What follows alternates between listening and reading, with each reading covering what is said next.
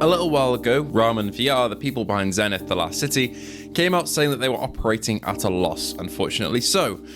Their plan was to create a free-to-play branch of Zenith called Infinite Realms. Now that has been out for a couple of days now, I've had a bit of hands-on time with it, and I also have been scouting around the subreddit to see how people have been reacting to it. Ultimately, my verdict is, I don't think this is going to be the Hail Mary saviour for the game. I could be wrong. Maybe loads of people will pour into it, but I do think that if you haven't tried Zenith, this is a good way to jump into the game and see if you like it. So I do encourage all of you to go and install it because, again, it is free and you're not really losing any money over this one. However, there are still some problems here that I will dive into.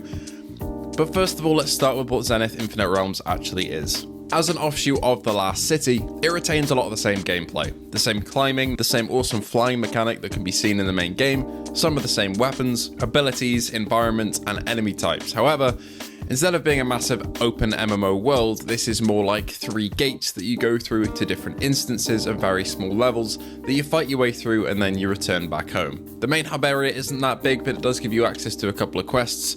Although the tutorial quests seem to bug for me, so I was just stuck on learning how to jump, even though I clearly was jumping. So some issues like that are very present here, but ultimately the hub area is just for you to chill in, to upgrade your weapons and to head out into different zones.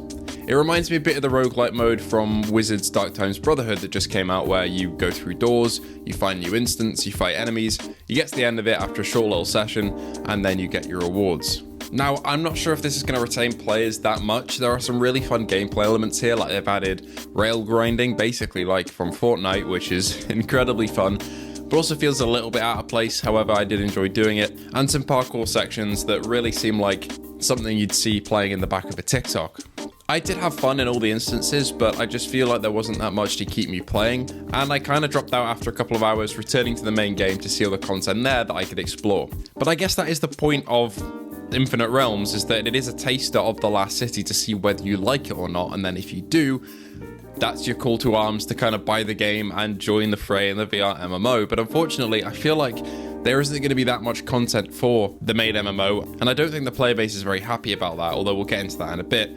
But I feel like it's all hands on deck for Infinite Realms right now because that is their moneymaker, because it is free to play and will hopefully invite other people to spend money either on the full game or on cosmetics or upgrades or whatever is available for Infinite Realms. So my stance on it is, I think this is a fun offshoot of the main game, although obviously it doesn't have anywhere near as much content, but the gameplay is basically the same as the main game, so if you're enjoying Infinite Realms, you will probably enjoy Last City. Now I think it's time to take a look at how the community is reacting to this, and there's somebody on the Reddit, user Aces of Spades XD, that is actually in the same boat as me and has jumped on to test out Infinite Realms after getting a bit overwhelmed and a little bit bored of The Last City. Their post reads as follows. So what exactly is the point of Infinite Realms? I own The Last City but got bored of it and came back to see what Infinite Realms was all about, just as I did. Is it seriously just relatively boring and uninspired dungeon runs? I spent about 4 or so hours trying to figure out if there was anything else, but couldn't. Am I missing something? Like there are missions that are just not easily found. Practically everyone in my lobby last night was also confused and didn't know what to do either.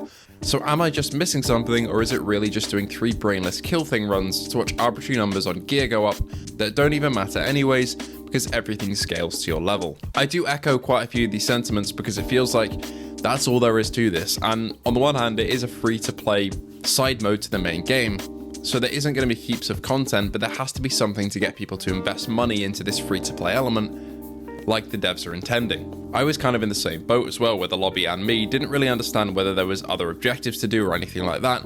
We were just kind of stuck there doing the same runs and trying to figure out how the whole system works, which I think is an inherent problem of Zenith, where it does feel quite overwhelming and without direction some of the time. Some people are saying they'd rather these procedural instance dungeons be brought to the main game and bringing the cash currency cosmetics over there instead, have the best of both worlds. That does create a barrier to entry for players who want to jump into the game, but I do see how that would spice up the main gameplay without having to make it its own offshoot with a separate character save and all that. Ultimately, the game is just to run around and kill things and don't really think that much simulator. There isn't that much to do here aside from leveling up your gear, and while I did enjoy the base gameplay loop of everything here, I just don't really see that being enough to bring me back and to warrant me playing through whatever new content updates they have for it, because it is just these 3 instance dungeons that do change a bit between runs, but not enough to warrant me jumping into the game from time to time. Anyway, that's all I've got to say about Zenith. infinite realms, and it really isn't all that much to say, to be honest. I did enjoy the base gameplay loop like I always do with Zenith, but ultimately there needs to be another hook for me here. But ultimately, I think this free-to-play element just is not for me. Anyway, thank you all for watching. I hope you did enjoy. If you did enjoy, please feel free to like and subscribe. Thank you to Luke Bentley and everyone else who's considered subscribing to the Patreon membership. The link's in the description, and it helps me keep the lights on, basically, and keep the channel running. And I hope to see you all in the next video.